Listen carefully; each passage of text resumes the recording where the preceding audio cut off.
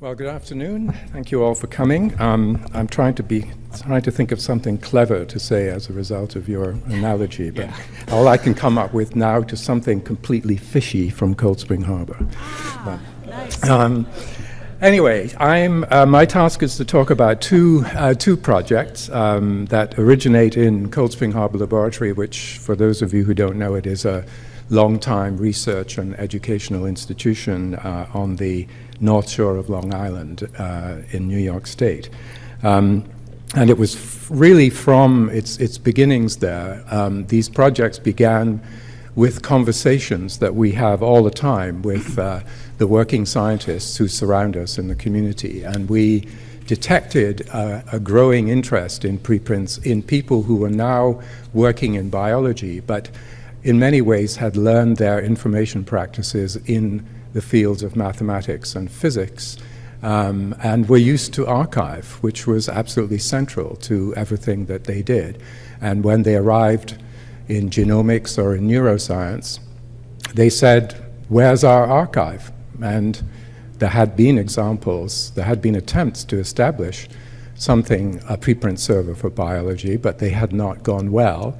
But fortunately, my partner Richard Sever and I have a very supportive scientific administration and who were willing to take a chance on what seemed like, at that time, 5 years ago, a rather risky proposition. But bioRxiv has survived nearly for 5 years and prospered, as I hope to convince you.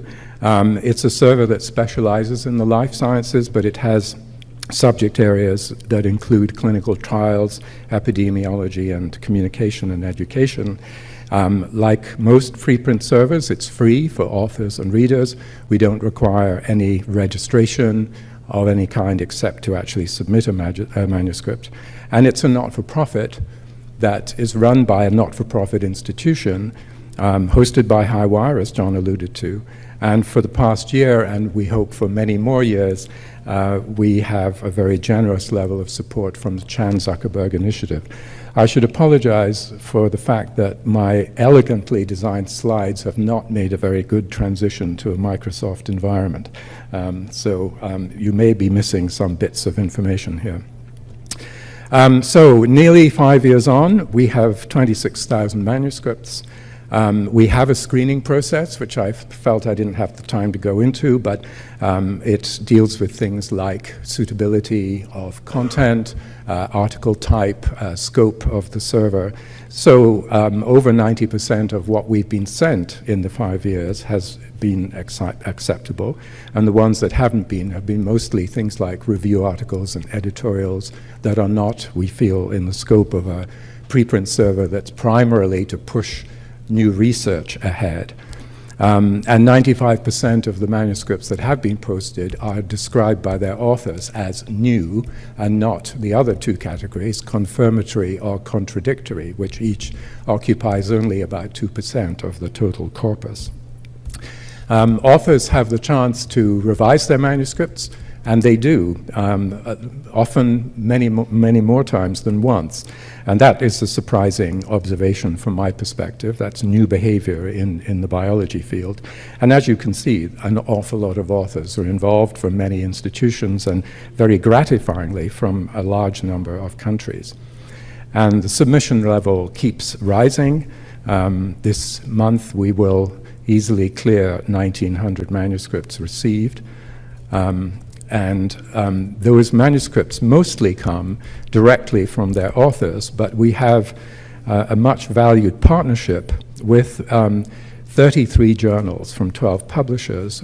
Those journals offer the authors of submitted manuscripts the chance to simultaneously put that manuscript on bioRxiv, and we have a mechanism for making that transfer.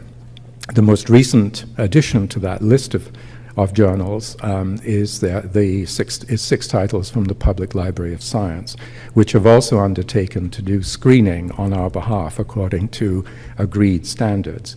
And that will undoubtedly, with their very large number of submissions each year, that will undoubtedly increase the rate of posting significantly. So in May, 20% of what we received came via these journals. Usage is also growing. The blue line is abstract views, which are in HTML, and the orange line are PDF downloads, both of them rising at a reasonable rate, as you can see. So, encouraged by the success of bioRxiv, we turned our attention back to the question of preprints in the health sciences, which we had considered the idea of having one server to try to expand, to try to cover the entire range of both medicine and biology, and figured that was not a very smart decision. But many people, seeing the momentum behind bioRxiv, talked to us about doing something similar in health sciences, and that is what we are about to launch. Once again, it's a not-for-profit, and in many ways it is very similar to bioRxiv, particularly technologically and conceptually, but we're doing this as a partnership with the BMJ and with the Yale Open Data Alliance as founding partners. What we are hoping to have by the time we launch is also another kind of partnership with journals and publishers that are interested in supporting preprints in medicine. And if any of you fall into that category, I would love to talk to you. So the goals of medRxiv are those that I've listed here. Of course, as all preprint servers, the rapid sharing of new information is the primary purpose, but there's also the question of things that are hard to publish in medicine. I've listed some of them here. And our partners at Yale are particularly interested in making more clinical trials data available. You may be aware of the fact that there's some controversy about the fact that many clinical trials do not get published. And the purpose of having, one of the purposes of having medRxiv is to enable that more often.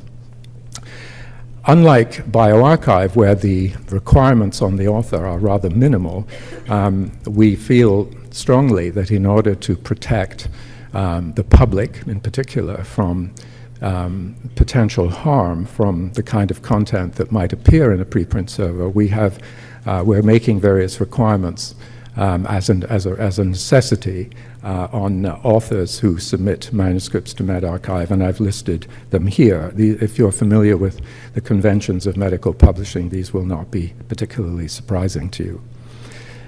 We're also taking greater steps than we do with bioRxiv to point out, as insistently as we can, that these are preprints, and this should not be taken as anything more than a work in process, should not in particular be used by anyone, physicians, by the public, by journalists, to guide clinical practice.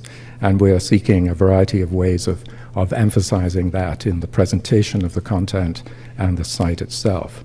This is just a couple of snapshots of the work in process. So that is a brief snapshot of the two services.